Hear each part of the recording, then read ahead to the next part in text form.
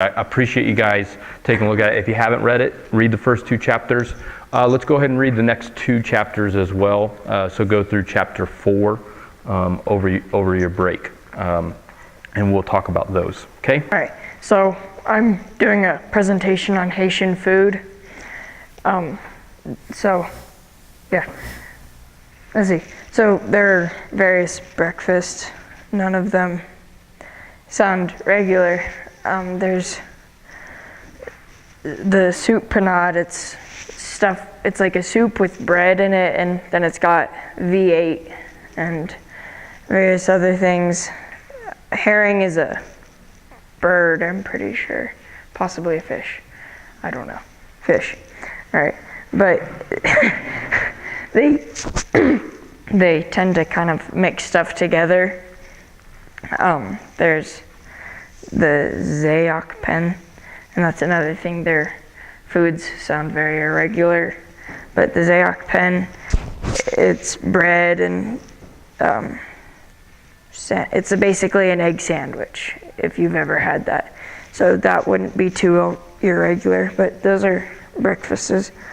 There's lunch, which they call supper, and there's stuff, they have what we would normally have for breakfast. They have oats and cereals and all that for lunch, and their breakfasts are more fancy. Then there's dinners. They have, it's like a regular dinner. It's not weird, except it is. But they have like various local foods kind of thrown in and mixed together. But it looks good. But they have beans and corn, and everyone knows what legumes are, right? Right. But they have those desserts. I'm looking forward to desserts. But they have, it's like Italian shaved ice. If you've ever had that, that's fresco. Pen patat, it's like a bread. Have you ever had sweet cornbread? So I'm pretty sure it's kind of like that, but it has like cinnamon and stuff, and I'm pretty sure it has sweet potato mixed in there. Except they have to make it with evaporated milk, because their milk tends to go bad quickly, because it doesn't have any preservatives in it, because they're getting it straight from goats and cows and stuff. There's akasan. It's like a milkshake with corn instead of like regular milk, but it has a lot of the same ingredients as the pen patat. So, and drinks, what I could find was a lot of alcoholic beverages. But I managed to find a few juices, and I found sodas and stuff, but there's like guava juice. I'm not sure what guava is, but grapefruit juice, mangoes, oranges. I can't read that. Passion fruit. They have those. And then there's Malta H. It's like a non-alcoholic beer, pretty much. And I'm not sure what the Cola Corona or the Cola Liqueur are, but they have Coca-Cola and Pepsi, and then they have milkshakes and coffee. So, but it said that they tend to like their coffee really strong and straight back. That's all I have for the presentation. Awesome. So, any questions for Kate? Now, all of our food is supposed to be, in a sense, prepared by the Praying Pelican staff. Like, we're not going to have to go to the grocery store, from what I understand, and get our own stuff. Now, the church that we help, I wouldn't be surprised if they're like, we're making a meal for you guys, and all this sort of stuff. But like our water, we're not going to be drinking. Everything's, from what I've been told, is like bottled water. We're not drinking their water or anything like that out of tap. What's that? Or like, will we be giving them bottled water as well? I don't know. I don't know about that. But just for our own, they just like, you don't drink the tap water, but Praying Pelican takes care of all that. Anyway, the hardest thing that people have dealt with is, let's say the church gives us a meal, is eating that meal. Because we all have different taste buds, and they may make something, and it may taste delicious. But the missionary that I talk to, there's usually like one item or maybe two items that they're like, this is like a minute to win it fear factor type thing that I'm trying to like, trying to down this thing. And this is something really, they were serious. They're like, I was in this place and I did not want to be disrespectful and leave something on my plate. And it was a known thing. I'm going to have to down this. And so that they just said that was the hardest thing I had to do on the trip, was actually eating this entire meal. And so I would just say for us, if we're in that situation, I would be expecting everyone to down the meal. Unless you're just throwing up or something like that, then that may not be okay. But if we're there, I just say suck it up or eat it up or whatever. But just kind of prepare yourself for that. Just think fear factor, youth group, I can do this. And maybe we'll go through a few fear factors. We'll have Steven prepare some dishes or something like that. So anyway, I have no idea. Like I said, most of our meals are supposed to be taken care of. But if we get in that situation, just know, hey, hold your nose. I don't know. Okay, so I want to go over some logistics. And let's start with finances. There was a December 3rd deadline, and I wrote an email to you guys saying, hey, there's some wiggle room. Let me just try to, as simply as I can, tell you here's what the situation is. And then either today or tomorrow, you need to kind of tell me what your plan is or what you're thinking. Some of you guys have already talked to me about it. We got to pay, we got to send out a check tomorrow to Praying Pelican. They want 30% of their cost, not the $1,500, because that adds in the flight and all that sort of stuff. We're short $660 for that check that we need to write. Okay, so that means I need to hear from some of you guys on what you're thinking about bringing to the table to help cover the cost for that check. What is asked of you was $200 more. So if everyone did that, we'd have more than enough.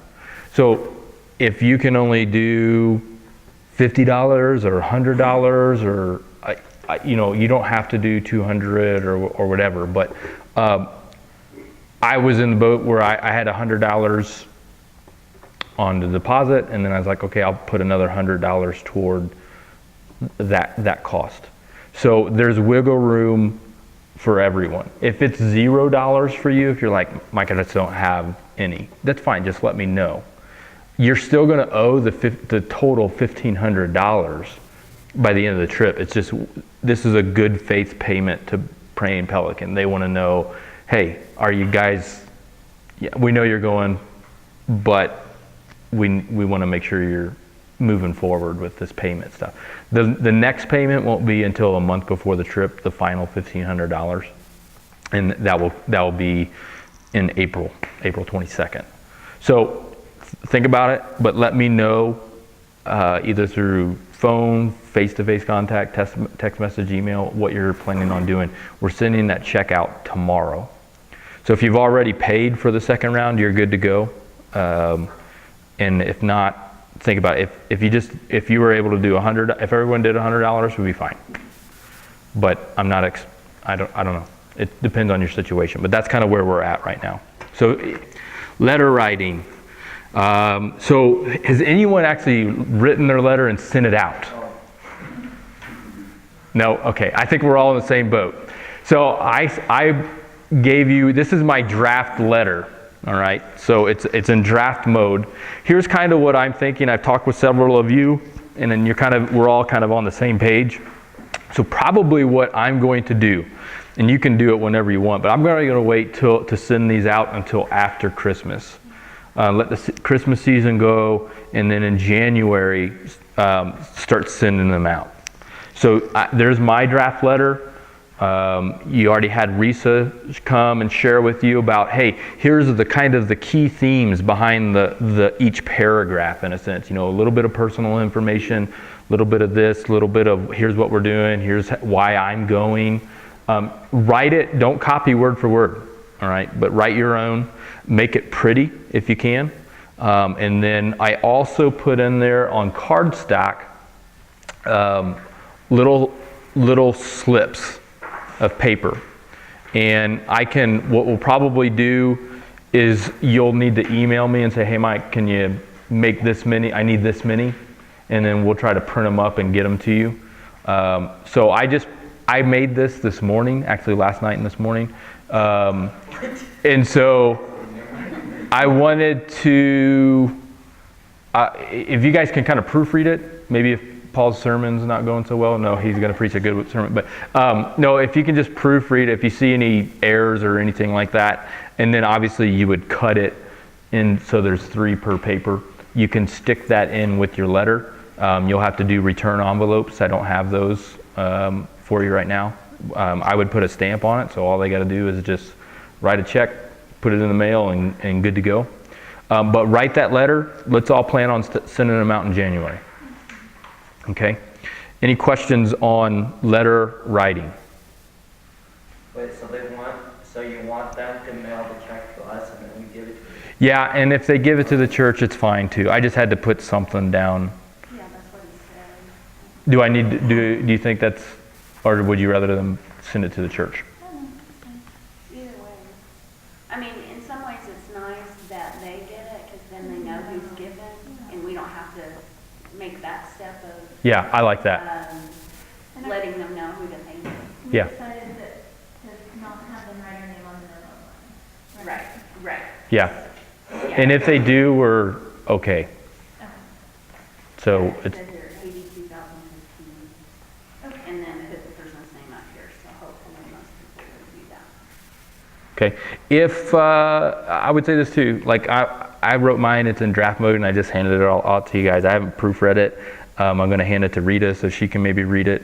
Because I wrote the first draft, she's like, too long. And so she didn't even read it. She's just like, I can tell you, I'm bored with it already. Like she just knows, she's very good. If you want, I can proofread yours as well. If you're like, hey, can I just get a second set of eyes to read it? I'll do it. Or if you have someone else that can do that, it's good. So do that this month. So by next month, you're just ready to send them out, okay? Let's see, immunizations. I gave you another piece of paper that had information on immunizations. It kind of tells you, hey, this is kind of, in a sense, the required, and here's the maybe type stuff. I would just say this for myself. I'm a little bit conflicted on some of this. One is because I can't find my own health and immunization shot record type stuff, so I don't know what I have. And so I'm kind of working that out. Now I talked with, I put it on a website on your piece of paper about passporthealth.com or something like that. They have an office in Santa Fe. Basically, in a nutshell, it was like, it's $42 for the initial consultation and then roughly $100 a shot for each thing, plus some of them were like the hepatitis A was like it's 2 rounds, so that would be $200 because you need 1 shot here and 1 shot there. The cost, if I didn't have anything, like it got up there like $600 or $700, and I'm freaking out. So I'm working right now on trying to find my shot records, and I'm also trying to, what I'm going to do, I was talking with Linda, saying, hey, I'm going to go to my local doctor, my primary caregiver, just get a physical, and then some of these basic ones they can probably do, and it would be covered by my insurance. If you go to this Passport Health place, your insurance doesn't cover the cost. So for the teenagers in the room, talk with your parents about that, find your shot records, find out what you need, and see how you can work that out. I'm learning on that one, so I'm kind of clueless. Anyone have any thoughts on that or any questions? One thing about the Passport Health place to keep in mind is from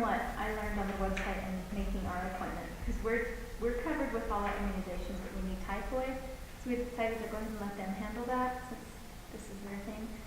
Their travel consult appointments are with a nurse, and they're roughly Tuesdays and Thursdays, about 9 a.m. to 4 p.m. So if you're going to make an appointment with them, you have 2 days a week to try to fit it in. Okay. And one of them, we had initially thought one of the, like hepatitis A was like a 6-month thing, like you get a shot and then 6 months later you get the next shot. And when I called and talked to them, basically it was like 4 to 6 weeks. It was it's like get a shot and then in 4 weeks you got to get a second shot. So I think all the kids, that's a standard vaccine for them. It was us older people that maybe haven't had it. yeah. So that we do have a little bit more time on that, but if you can, try to find your shot records, because that just would be important information to have. Someone's got to have it, or at least can point you to where. Now, don't assume that the Hep A vaccine was standard, because I know when my kids were little, it was presented like, if you travel across the border, camp near stream, you might want to consider getting this. Well, we said absolutely, yes.